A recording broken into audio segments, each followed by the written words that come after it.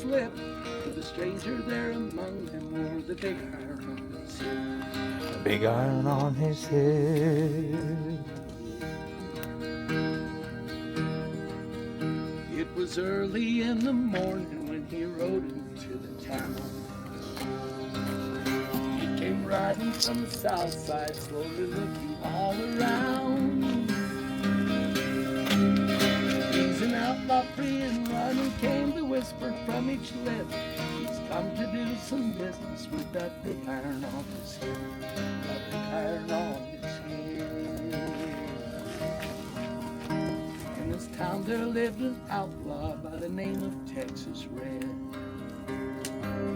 Many men had tried to take him, and now many men are dead. Oh, he was a vicious killer, though a youth of 24. There notches on his pistol numbered 1 and 19 more. 1 and 19 more. The stranger started talking to me to plain the folks around. He was an Arizona Ranger with a beat long in town. He said, I've come to take an outlaw back alive or maybe dead. But he said it wouldn't matter. He was after Texas Red. After Texas Red. It wasn't long before this story was relayed to Texas Red.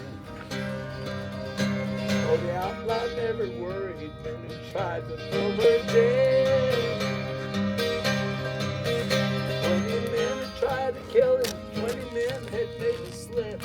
21 looked at this ranger with that big iron on his head. Big iron on his head. Well, the morning passed so quickly, it was time for them to meet. It was 20 past 11 as they walked out on the street. Folks were hiding by their windows, everybody held their breath. They knew this handsome ranger was about to meet his death. About to meet his death. There was 40 feet between them when they stopped to make their play.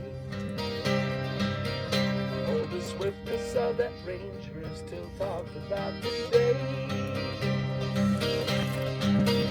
Texas Red never cleared leather for a bullet fairly ripped. And the ranger's aim was deadly with that big iron on his head. Iron on his head. It was over in a moment. All the folks they gathered round. When the body of an outlaw lay before them on the ground.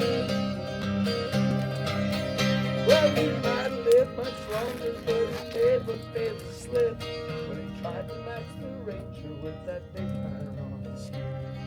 Big iron on his head. Big iron, big iron. Tried to match the ranger with that big iron on his head. Big iron on his head. Yeah, woo!